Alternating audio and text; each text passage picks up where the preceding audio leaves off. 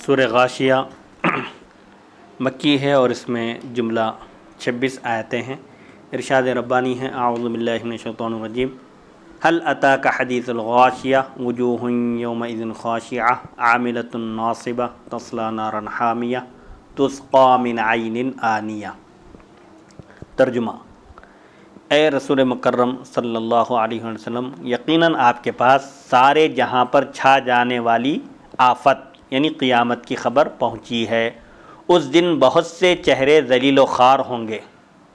اور محنت کرنے والے اور تھکے ہوئے ہوں گے، جو دوزخ کی دہکتی اور بھڑکتی ہوئی آگ میں داخل ہوں گے۔ ان کو انتہائی تیز گرم کھولتے ہوئے چشمے کا پانی پلایا جائے گا۔ حل بمعنی قد، یہاں پر حل استفہام کا نہیں ہے بلکہ قد کے معنی میں ہے، یعنی یقیناً آپ کے پاس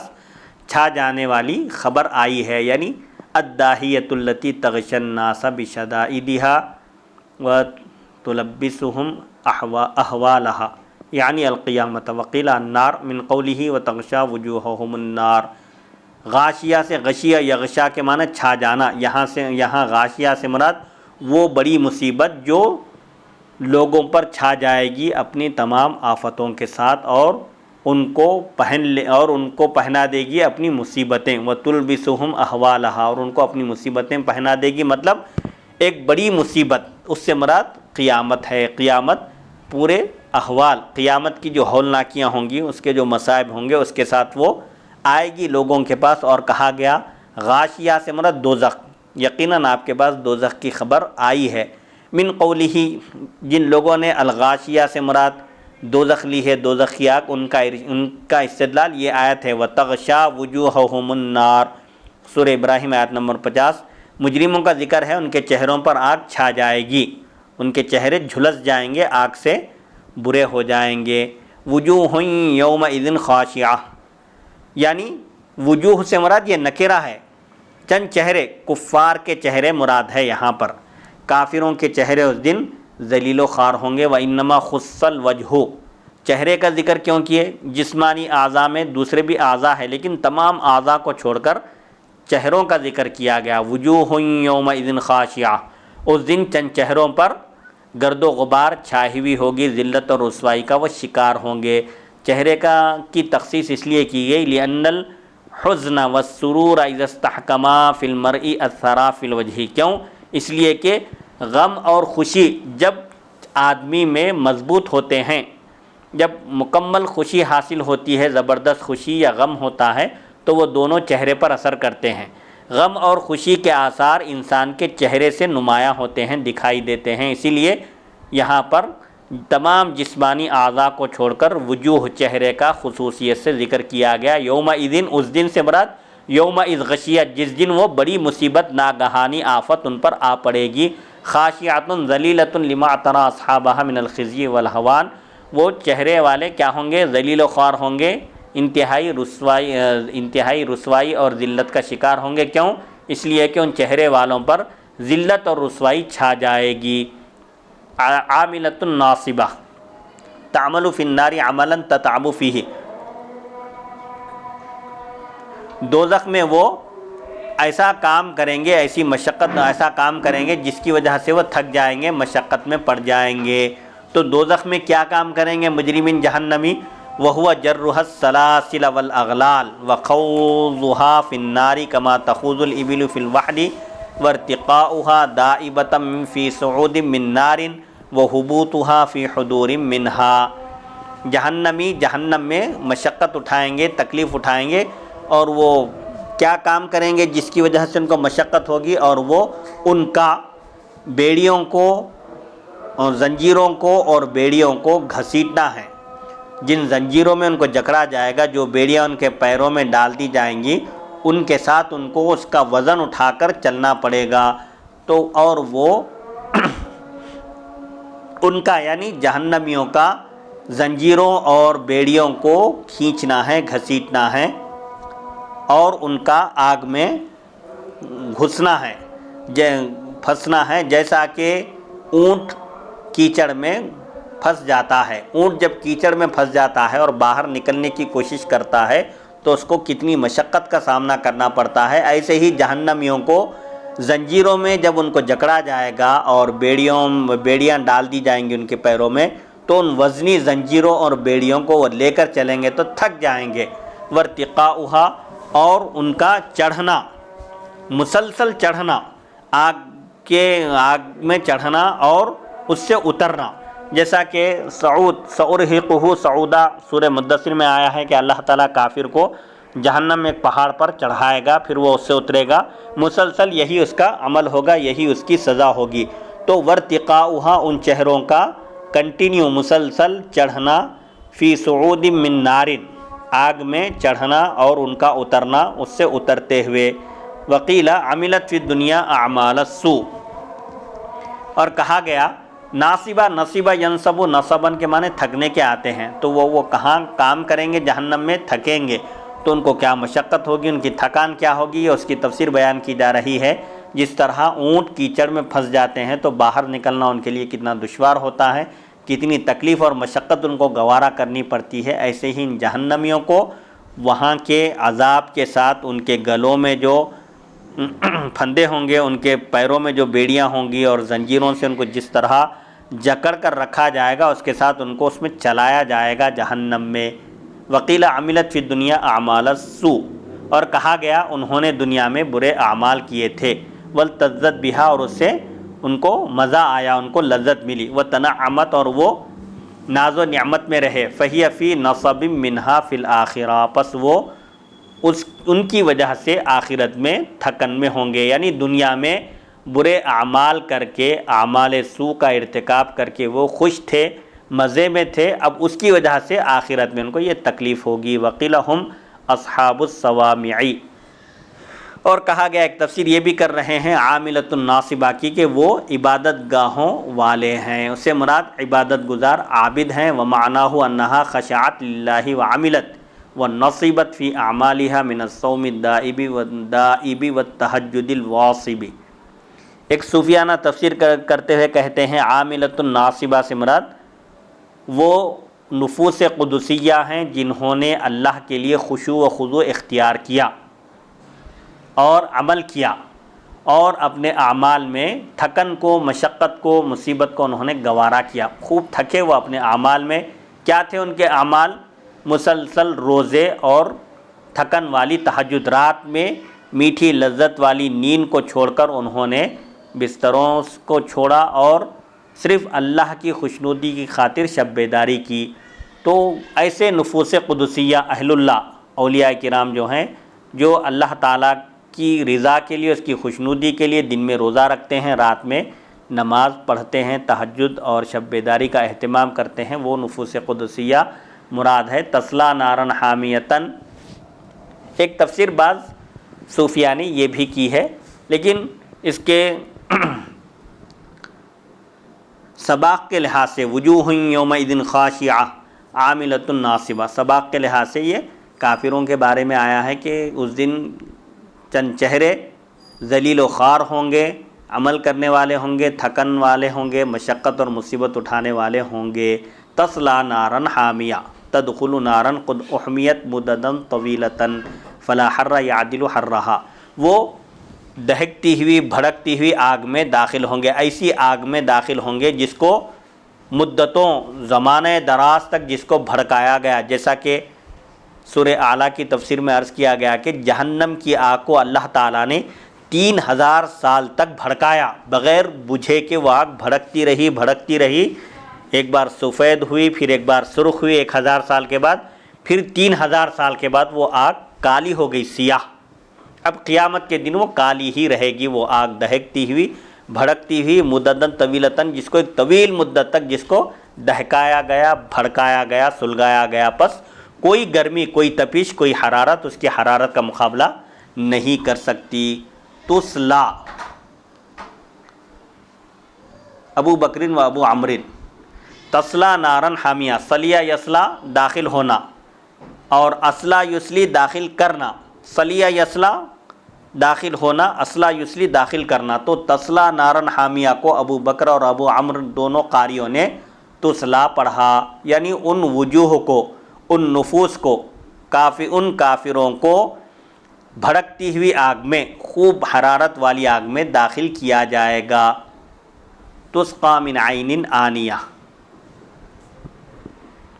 ان کو انتہائی تیز گرم کھولتے ہوئے چشمے کا پانی پلایا جائے گا۔ تسقی من عین آنیہ من عین ماء قد انتہی حرھا، یعنی اس پانی کے چشمے سے ان کو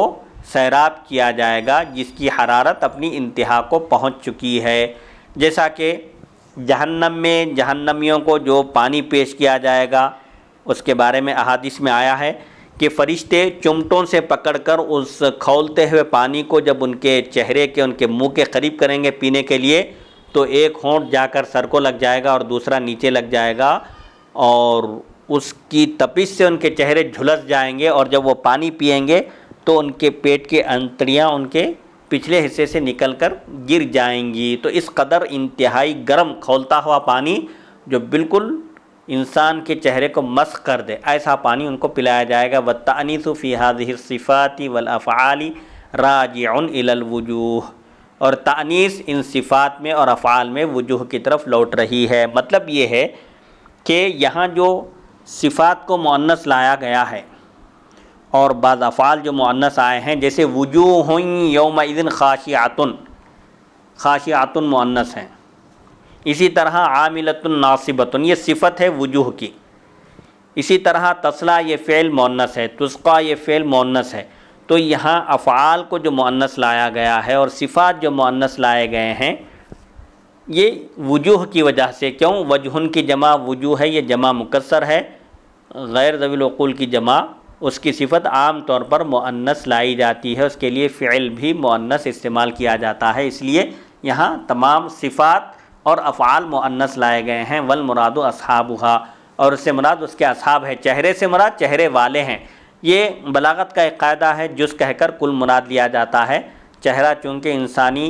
اعضاء میں ایک اہم عضو ہے اور اشرف الاعضاء اس کو کہا جاتا ہے، سب سے معزز اور مقدس ہے، تو یہاں پر چہرے کہہ کر چہرے والے مراد لیے گئے۔ بدلیل قولہ لیس لہم طعام الا من ضریع لا یسمن ولا یغنی من جوع، کانٹے دار سوکھی گھاس کے سوا کوئی کھانا ان کو نصیب نہ ہوگا، وہ کھانا نہ بدن کو موٹا کرے گا اور نہ ہی ان کی بھوک مٹائے گا۔ تو یہ یہاں پر وجوہ کا ذکر کیے، لیکن اصحاب وجوہ مراد ہیں، یعنی چہرے والے۔ اس کی دلیل کیا ہے؟ اللہ تعالیٰ کا یہ ارشاد ہے، کیونکہ اب یہاں پر آگے لیس لہم کہا گیا، لیس لہا نہیں کہا۔ ضمائر یہاں مذکر کے، جمع مذکر کے لائے جا رہے ہیں، وہ خود اس بات کی دلیل ہے کہ یہاں پر وجوہ سے مراد صرف چہرے نہیں ہیں بلکہ اصحاب الوجوہ، وہ چہرے والے یعنی کافر ہیں۔ وَهُوَ نَبْتٌ يُقَالُ لِرَطْبِهِ الشِّبْرِقُ فَإِذَا يَبِسَ فَهُوَ ضَرِيعٌ وَهُوَ سَمٌّ قَاتِلٌ۔ ضریع کیا ہے؟ ایک نبات ہے، ایک کانٹے دار سوکھی گھاس ہے جس کے تر کو شبرق کہا جاتا ہے عربی زبان میں۔ اگر وہ تر ہے، گیلی ہے تو اس کو شبرق کہتے ہیں، لیکن بس جب وہ سوکھ جائے تو اس کو ضریع کہا جاتا ہے، یعنی کانٹے دار سوکھی گھاس، کانٹے والی ہوگی، سوکھی ہوگی، اس کے سوا کوئی کھانا ان کو نہیں دیا جائے گا۔ اور وہ کھانا کیسا ہے؟ وہ سمٌّ قاتل، وہ زہر ہلاہل ہے، سمجھے، فوراً قتل کر دینے والا زہر، مار ڈالنے والا زہر ہے۔ والعذاب الوان والمعذبون طبقات، اور جہنم میں عذاب کے اقسام ہیں، قسم قسم کا عذاب ہے، ایک طرح کا عذاب نہیں ہے بلکہ الگ الگ عذاب ہے، اور جن کو عذاب دیا جائے گا ان کی بھی کیٹیگری الگ ہے، کسی کو کم سے کم عذاب ہوگا، کسی کو زیادہ سے زیادہ عذاب ہوگا۔ جیسا کہ جہنم میں سب سے ادنا عذاب کا جو ذکر آیا ہے حدیث شریف میں کہ سب سے کم جو عذاب ہوگا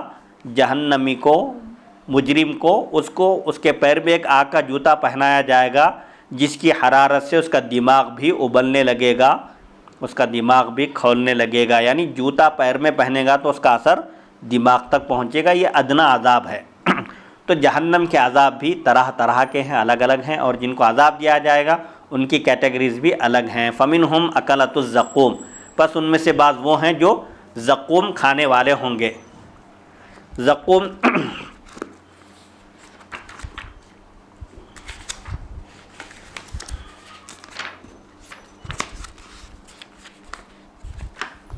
زقوم یہ جہنم میں ایک غذا ہے جو جہنمیوں کو پیش کی جائے گی،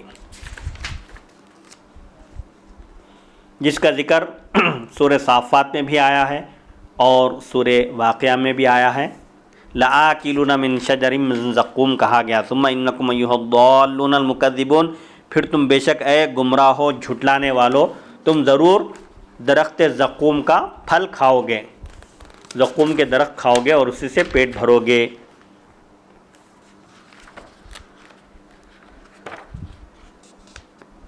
سورہ صافات میں بھی زقوم کا ذکر آیا ہے، ارشاد ربانی ہے، اعوذ باللہ من الشیطان الرجیم، ذالک خیر نزلا ام شجرۃ الزقوم،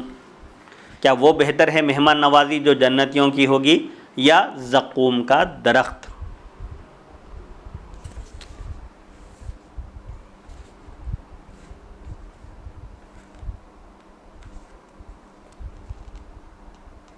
تو یہ زقوم کا درخت کھانے والے ہوں گے بعض، اور بعض غسلین جہنمیوں کے جسموں سے بہنے والے پیپ اور خون کو کھانے والے یعنی پینے والے ہوں گے۔ ومنہم اکلۃ الزریع، اور بعض زریع کھانے والے ہوں گے، کانٹے دار سوکھی گھاس کھانے والے ہوں گے۔ ولا تناقض بین ہذہ الآیۃ وبین قولہ ولا طعام الا من غسلین، لہذا اور کوئی تناقض، کوئی ٹکراؤ نہیں ہے اس آیت کے درمیان اور اللہ تعالیٰ کے ارشاد کے درمیان، ولا طعام الا من غسلین، جیسے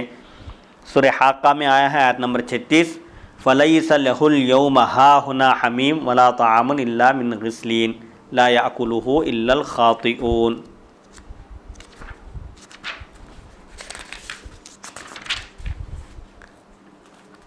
جیسا کہ سورہ حاقہ میں اللہ تعالیٰ نے ارشاد فرمایا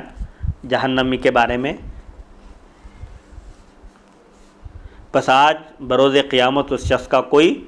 دوست اور مددگار نہیں ہے اور دوزخیوں کے پیپ کے سوا اس کے لیے کوئی کھانا نہیں ہے، اور یہاں کہا جا رہا ہے ان کے لیے ذریعے کے سوا کوئی کھانا نہیں ہے، اور وہاں کہا گیا کہ دوزخیوں کے پیپ کے سوا اس کے لیے کوئی کھانا میسر نہیں ہے، جس کو سخت ترین گناہگار کفار اور مشرکین کے سوا کوئی نہیں کھائے گا۔ تو کہیں ذریع کا ذکر ہے، کہیں زقوم کا ذکر ہے اور کہیں غسلین کا ذکر ہے، تو یہ چونکہ جہنم میں عذاب بھی طرح طرح کے ہیں اور جن کو عذاب دیا جائے گا ان کی بھی کیٹیگریز ہے الگ، کسی کو زقوم کھلایا جائے گا، کسی کو غسلین دیا جائے گا بھوک لگنے پر، اور کسی کو ذریع یعنی کانٹے دار گھاس، سوکھی گھاس کھلائی جائے گی۔ آیت نمبر 7، لا یسمن ولا یغنی من جوع، غذا کی دو صفتیں ہیں، دو فائدے ہیں، ایک تو غذا انسان کو فربا کرتی ہے، موٹا کرتی ہے، دوسرے اس کی بھوک مٹاتی ہے، اور جہنم کی غذا سے اللہ نے ان دونوں وصفوں کی نفی کی، یعنی جہنم میں مجرموں کو جو غذا دی جائے گی، پیش کی جائے گی، نہ اس سے ان کی بھوک مٹے گی اور نہ ہی وہ فربا موٹے ہوں گے۔ لا یسمن مجرور المحل، لا یسمن یہ محلن مجرور ہے، ذریع کی یہ صفت ہے،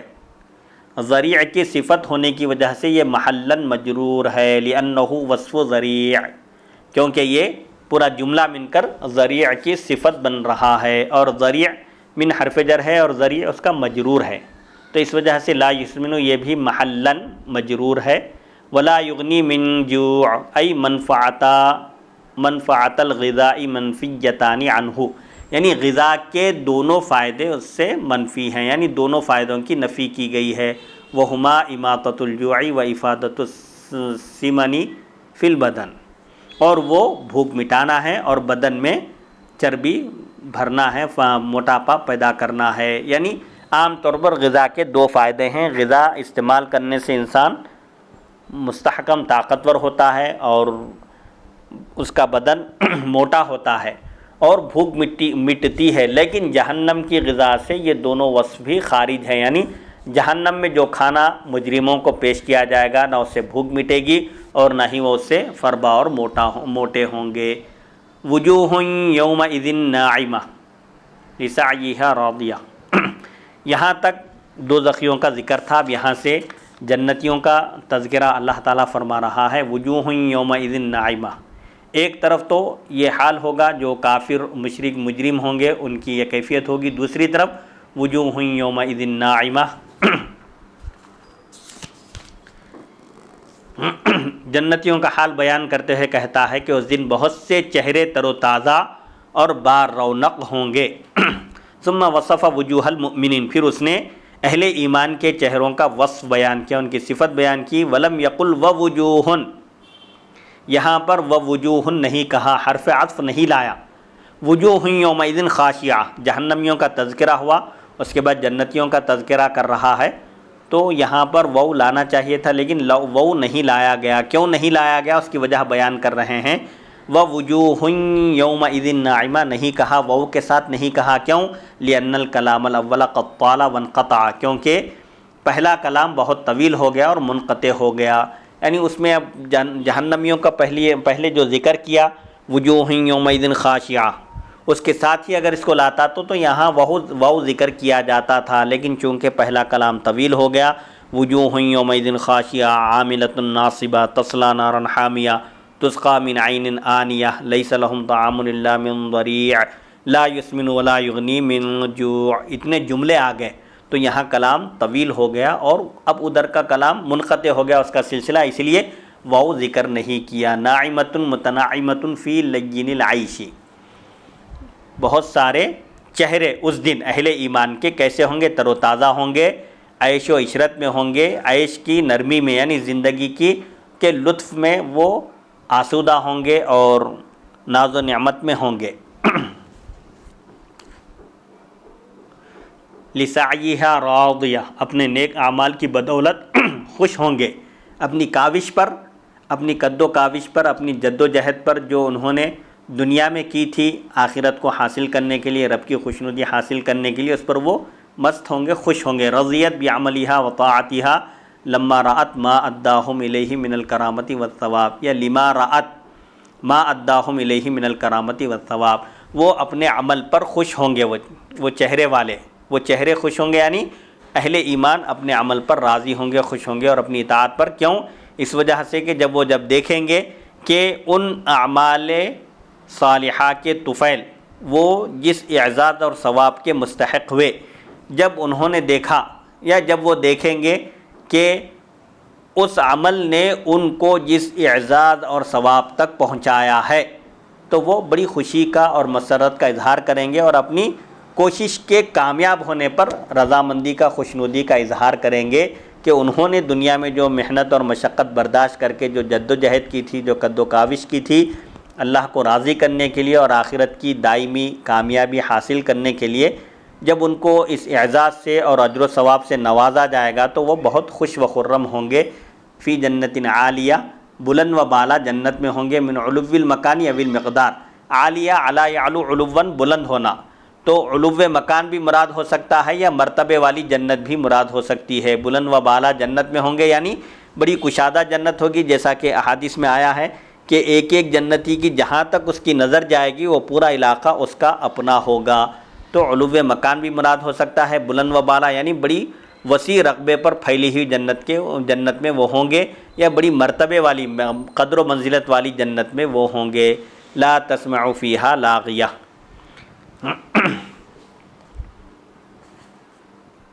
وہ عالی شان جنت میں ہوں گے، فی جنت عالیہ، وہ عالی شان جنت میں ہوں گے، اس جنت میں وہ کوئی لغو اور بیہودہ بات نہیں سنیں گے۔ لا تسمعوا یا مخاطب اول وجوہ، لا تسمعوا تم نہیں سنو گے اے مخاطب، لا تسمعوا کسی بھی سامنے والے سے کہا جا سکتا ہے، یا لا تسمعوا تم نہیں سنو گے اے مخاطب، یعنی یہ حاضر کا صیغہ ہے، لا تسمعوا واحد مذکر حاضر، اس سے مراد اے مخاطب تم اس میں کوئی بیہودہ لغو بات نہیں سنو گے، یا لا تسمعوا واحد مؤنث غائب کا صیغہ ہے، ہیا ضمیر وجوہ کی طرف لوٹ رہی ہے۔ وجوہ یومئذ ناعمہ، وہ اس دن جو چہرے تر و تازہ رہیں گے جنتیوں کے، اہل ایمان کے، وہ جنت میں کوئی بیہودہ بات نہیں سنیں گے۔ ای لغون، لاغیہ مصدر ہے، یہ جیسے کافیہ ہے، شافیہ ہے اور خائنہ ہے، ایسے ہی لاغیہ ای لغون او کلمتن ذات لغوین، وہ اس میں کوئی لغو بات، بیہودہ بات نہیں سنیں گے یا کوئی بیہودہ کلمہ نہیں سنیں گے۔ جیسے دنیا میں فحش بیہودہ کلمات بات ہوتی ہے، ایسی جنت میں کوئی بیہودہ لغو بات نہیں ہوگی۔ او نفسن تلغو، یا کوئی ایسا نفس، او نفسن تلغو لا تسمعوا فیہا لاغیتن، لاغیتن کلمتن ذات لغوین، یا لاغیتن سے مراد نفسن تلغو، یا کوئی تم اس میں کوئی بیہودہ بات نہیں سنو گے، لا یتکلم اہل الجنت الا بالحکمت، یعنی جنتی جنت میں بات نہیں کریں گے مگر حکمت کی، جنتی جنت میں گویا ہوں گے، کچھ بولیں گے تو بھی وہ حکمت والی بات کہیں گے، دانائی کی بات، دانش مندی کی بات کہیں گے۔ وحمد اللہ علی ما رزقہم من النعیم الدائم، اور اللہ کی حمد و ثنا بیان کریں گے، اس نے جو ان کو ابدی دائمی نعمت جو عطا کی ہے اس پر وہ اللہ کی حمد و ثنا بیان کریں گے۔ جنت میں کوئی بیہودہ بات، کوئی لغو بات، کوئی لایانی بات نہیں ہوگی۔ لا یسمع فیہا لاغیۃ، مکی و ابو عمرو، لا تسمع فیہا لاغیہ، مکی اور ابو عمرو نے اس کو لا یسمع فیہا لاغیۃ پڑھا، غائب کے صیغے کے ساتھ، مذکر کے صیغے کے ساتھ پڑھا۔ لاغیۃ چونکہ مصدر ہے اور فعل اور فاعل کے درمیان فاصلہ آنے کی وجہ سے فعل کو مذکر اور مؤنث دونوں طرح سے لانے کا اختیار ہے، تو لا یسمع فیہا لاغیۃ جس میں کوئی لغو بات نہیں سنی جائے گی۔ لا تسمع فیہا لاغیۃ، نافع نے لا تسمع پڑھا اس کو فعل مضارع مجہول، لا تسمع فیہا لاغیۃ جس میں یعنی جس عالی شان جنت میں کوئی لغو بات نہیں سنی جائے گی۔ فیہا عین جاریہ، اس میں مختلف قسم کے بہترین چشمے بہہ رہے ہوں گے۔ فیہا عین جاریہ ای عیون کثیرۃ، بے شمار اس میں چشمے ہوں گے جنت میں، کا قولہ علمت نفس، جیسا کہ اللہ تعالیٰ کا ارشاد ہے علمت نفس، ہر نفس جان لے گا، ہر شخص کو پتہ چل جائے گا جب اتھل پتھل ہوگا، سور پھونکا جائے گا، جیسا کہ سورہ تکویر میں ہے اذا الشمس کورت، جب سورج لپیٹ دیا جائے گا اور تارے بے نور ہو جائیں گے اور پہاڑ چلائے جائیں گے، دھنکی ہوئی روئی کی طرح ہوا میں اڑتے پھریں گے اور پورا نظام درہم برہم ہو جائے گا، تو جب انسان کی آنکھ کھلے گی، جب اس کو پتہ چلے گا، تو نفس نکرہ ہے، مفرد ہے، لیکن وہاں ہر نفس مراد ہے، ہر شخص کو معلوم ہو جائے گا۔ تو ایسے ہی فیہا عین جاریہ، تو جنت میں ایک چشمہ نہیں ہوگا بلکہ بے شمار چشمے ہوں گے، ایک پانی کا چشمہ، ایک پانی کی نہر، ایک دودھ کی نہر، ایک شراب کی نہر، ایسے ہی چشمے تو بے شمار ہوں گے۔ فیہا سرور مرفوعہ، بہتے ہوئے چشمے ہوں گے، اور اس میں اونچے اونچے تخت ہوں گے، مسند ہوں گے بیٹھنے کے لیے۔ فیہا سرور مرفوعہ، سرور یہ سریر کی جمع ہے، تخت مسند، مرفوعہ بلند، من رفعت المقداری او السم کی، بڑے عالی شان ہوں گے، جیسے تخت ہے سمجھے کسی بادشاہ کا، اس میں نقش و نگار ہے اور ہیرے جواہرات جڑے ہوئے ہے، تو وہ کیسا قیمتی معلوم ہوتا ہے، مرتبے میں بڑا ہے۔ اب اس سم کی یا بلند و بالا تخت ہوں گے، بہت بڑا تخت۔ لیَرَ الْمُؤْمِنُ بِجُلُوسِهِ عَلَيْهِ جَمِيعَ مَا خَوَّلَهُ رَبُّهُ مِنَ الْمُلْكِ وَالنَّعِيمِ، ایسے بڑے تخت ہوں گے تاکہ مومن اس پر بیٹھ کر وہ ان تمام چیزوں کا مشاہدہ کرے جو اس کو اس کے رب نے عطا کیا ہے، جیسے بادشاہت اور نعمتیں۔ ہر جنتی کو اللہ نے جنت میں جو پراپرٹی دی ہے، اس کو جو ملکیت عطا کی ہے، جس چیز کا مالک بنایا ہے اور جن نعمتوں سے سرفراز کیا ہے، ان تمام نعمتوں کو دیکھنے کے لیے وہ تخت پر بیٹھ کر اڑے گا، ہوا میں اڑ کر جا کر مشاہدہ کرے گا، تو اتنا بڑا اس کا تخت ہوگا۔ وَأَكْوَابٌ مَوْضُوعَةٌ، پیالے کٹورے رکھے ہوئے ہوں گے۔ وَأَكْوَابٌ جمع کوب، اکواب یا کوب کی جمع ہے، وَهُوَ الْقَدَحُ، اور وہ پیالہ ہے۔ وَقِيلَ آنِيَةٌ لَا عُرْوَةَ لَهَا، اور کہا گیا کوب کس کو کہتے ہیں؟ بغیر ڈنڈی کے پیالی، ایسا برتن جس کی ڈنڈی نہ ہو۔ موضوعہ بین ایدیہم، اس میں پیالے رکھے ہوئے ہوں گے ان کے سامنے جنتیوں کے لیے، لیتذذذوا بہا بالنظر الیہا، تاکہ وہ اس کو دیکھ کر لذت حاصل کرے، ان کو ایک قسم کا سرور، ایک قسم کی فرحت خوشی محسوس ہو۔ او موضوعۃ علی حافات العیون معدۃ للشرب، یا جنتیوں کے سامنے رکھے ہوئے ہوں گے یا چشموں کے کناروں پر رکھے ہوئے ہوں گے، اس حال میں کہ وہ معدۃ للشرب، پینے کے لیے ریڈی تیار رہیں گے، جام بھرے ہوئے رہیں گے، چشموں پر پیالے بھر کر رکھے ہوئے تیار رہیں گے پینے کے لیے۔ وَنَمَارِقُ مَصْفُوفَةٌ، اور کیا ہوں گے جنت میں؟ مخمل کے قالین بچھے ہوئے ہوں گے، وہ نمارق مصفوفہ، اور ایک صف، ایک قطار اور لائن میں لگے ہوئے تکیے ہوں گے۔ نمارق وسائد کے معنی تکیے، مصفوفہ ترتیب سے لگے ہوئے، جیسے کہیں کوئی مجلس سجائی جاتی ہے تو وہاں گو تکیے وغیرہ بھی لگائے جاتے ہیں، مہمانوں کے لیے ترتیب سے جمائے جاتے ہیں۔ بعضھا الی جنب بعض مساند و مطارح اینما اراد ان یجلس جلس علی مسورۃ واستند الی الاخری، تو ایک دوسرے کے پہلو میں ان کو جمایا جائے گا، یعنی صف در صف، جیسے صف بنائی جاتی ہے نماز کے لیے، ایسے ہی گو تکیے اور جو جنتی تکیے ہوں گے ان کو ترتیب سے جما کر رکھا جائے گا، ایک دوسرے کے بازو، مسندیں ہوں گی اور مطارح ہوں گے، بیٹھنے کی جگہ ہوگی، جہاں وہ بیٹھنا چاہے ایک تکیے پر بیٹھے گا اور دوسرے تکیے کو ٹیکا لگائے گا۔ ٹیکا لگا کر بیٹھنے کی یہ انسان کی عادت ہے، تو اس میں راحت بھی ملتی ہے اس کو، ایک اس کا مقام بھی معلوم ہوتا ہے۔ تو جنت میں اس طرح تکیے بھی لگے ہوئے رہیں گے کہ ایک تکیے پر بیٹھے گا اور دوسرے تکیے کی طرف وہ ٹیکا لگائے گا۔ وَالزَّرَابِيُّ مَبْثُوثَةٌ، مخمل کے قالین بچھے ہوئے ہوں گے۔ وَبُسُطٌ عِرَاضٌ فَاخِرَةٌ، یعنی مخمل کے قالین ہوں گے چوڑے اور فاخرانہ، بس نگاہیں جب دیکھے تو دیکھتی ہی رہ جائے۔ جمع زربیۃ، یہ زرابیو زربیہ کی جمع ہے۔ مبثوثہ مبسوطہ پھیلے ہوئے ہوں گے، او مفرقۃ فی المجالس، یا مجلسوں میں بکھرے ہوئے ہوں گے۔ نہایت فاخرانہ، شاندار، انتہائی قیمتی قالین بچھے ہوئے ہوں گے، جن کی قیمت کا یہ اندازہ بھی نہیں کر سکتے۔ یعنی جنت کی جو نعمتیں ہوں گی، جو آرائش اور جو آسائشیں ہوں گی، راحتیں، اور وہاں جو سامان ہوگا، اس کے بارے میں تو ایک حدیث شریف میں آیا ہے کہ جنت میں ایسی ایسی نعمتیں ہیں، ما لا عین رأت، آج تک کسی کی آنکھ نے دیکھا نہیں، ولا اذن سمعت، کبھی کیا ہوتا ہے ایک چیز دیکھتے نہیں لیکن اس کے بارے میں سنتے ہیں، تو آپ فرماتے ہیں کہ نہ آج تک کسی کی آنکھ نے دیکھا اور نہ ہی آج تک کسی کے کانوں نے سنا۔ کبھی ہو سکتا ہے دل میں تصور آ سکتا ہے کہ یہ چیز ایسی ہوگی، تو ولا خطر علی قلب بشر، کسی کے دل میں خیال بھی نہیں گزرا، ایسی ایسی نعمتیں ہوں گی۔ جنت میں سونے اور چاندی کی اینٹیں ہوں گی، اور وہاں ہیرے جواہرات موتی جس کو محفوظ رکھا جاتا ہے دنیا میں، مقفل کر کے لاک کر کے، ایسا قدموں میں رہیں گے وہاں جب انسان چلے گا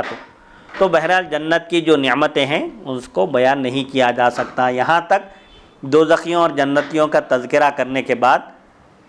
ایک نیا مضمون شروع ہو رہا ہے۔ نیا مضمون کیا ہے؟ وہ سابقہ آیتوں کا مفہوم سمجھنے کے لیے کہ جنت میں بڑے بڑے تخت ہوں گے، تو کافروں نے کیا کہا، جب ایسے اونچے اونچے تخت ہوں گے تو اہل ایمان اس پر کیسے چڑھیں گے؟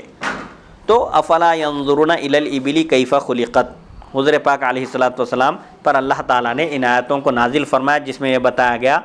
کہ اہل عرب کی سواری عام طور پر اونٹ ہے۔ اونٹ کتنا لمبا جانور ہے،